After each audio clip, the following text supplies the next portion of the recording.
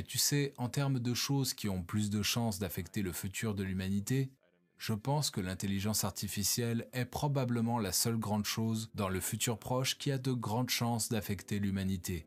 C'est très important d'avoir l'arrivée de l'intelligence artificielle d'une bonne manière. Travailler sur l'intelligence artificielle et s'assurer que ça nous donne un grand futur est la chose la plus importante que je pense maintenant.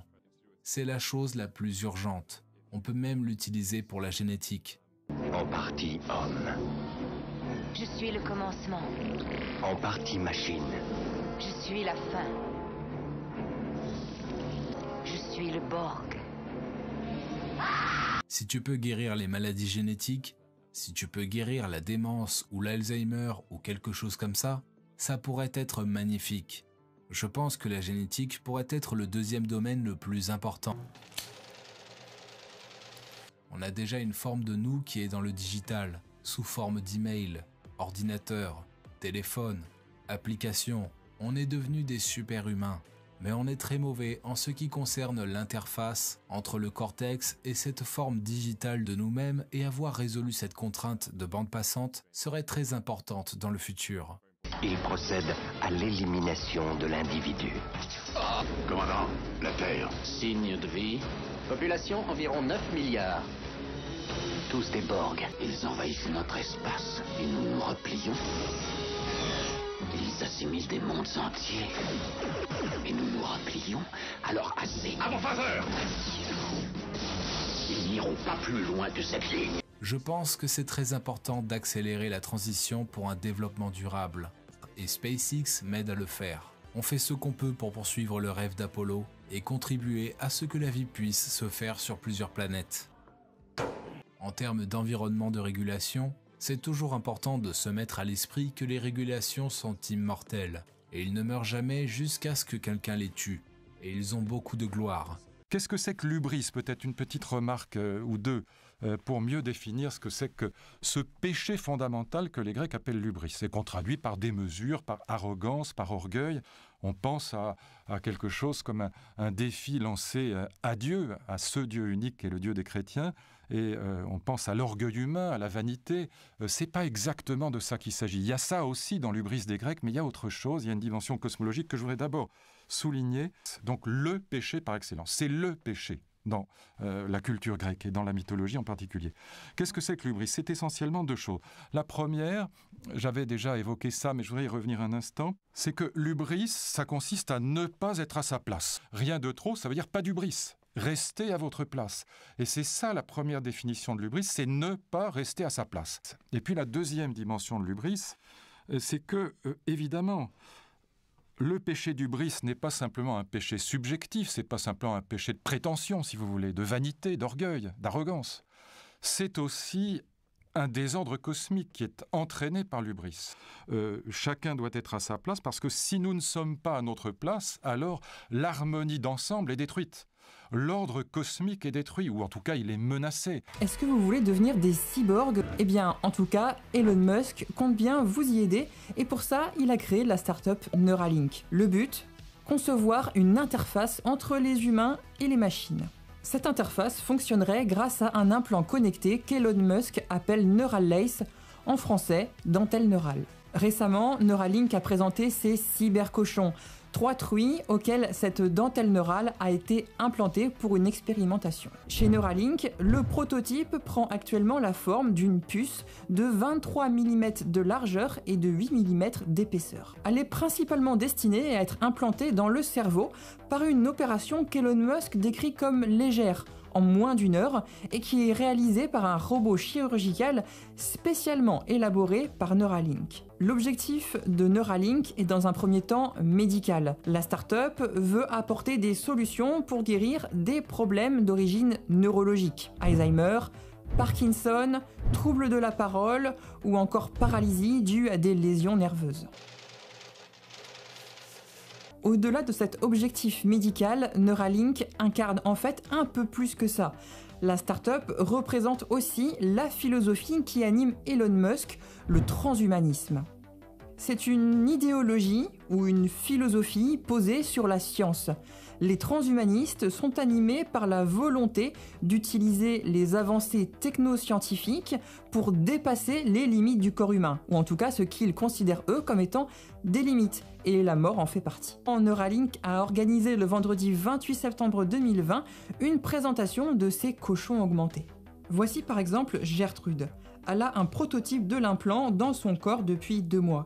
Pendant qu'elle cherchait de la nourriture, son activité cérébrale était retranscrite sur un écran où l'on pouvait voir les signaux évoluer en fonction de son comportement et l'IA pouvait prédire certains de ses mouvements. Pendant la présentation, Elon Musk a aussi présenté Dorothy, une truie qui a eu le dispositif implanté puis qui lui a été retiré. Le but de cette deuxième démonstration était de prouver que le Neural Lace pourra être mis et enlevé à volonté sans le moindre dommage. L'intelligence artificielle est-elle l'une de vos préoccupations principales concernant le futur? Ça sera à coup sûr en dehors du contrôle de l'être humain. Ce n'est pas nécessairement mauvais, c'est juste en dehors du contrôle de l'être humain. La chose qui sera difficile ici, c'est que ce sera très tentant à utiliser l'intelligence artificielle comme une arme. Ça pourrait être tentant. En fait, ça sera utilisé comme une arme.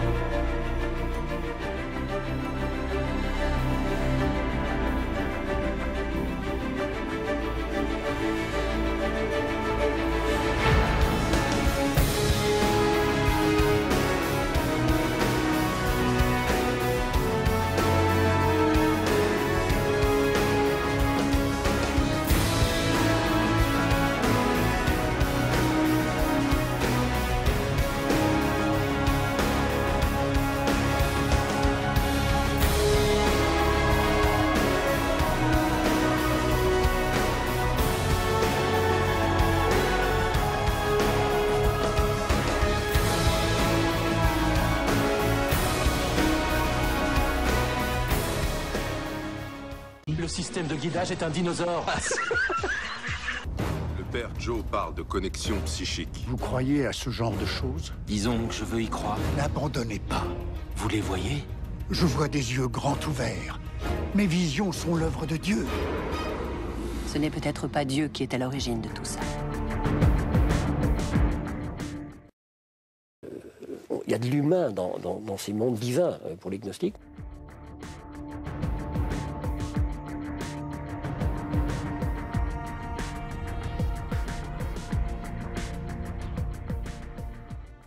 Et ce Dieu qui va organiser le cosmos va mettre en place une série d'anges et d'archanges et toute une série de dominations, de principautés, c'est les termes qu'emploierait l'apôtre Paul pour parler en fait de tous ceux qui nous dirigent et dont on n'est pas toujours très conscient. La gnose propose un chemin d'accès pour comprendre en fait ces hiérarchies et pour pouvoir justement se libérer de ces hiérarchies qui nous oppriment.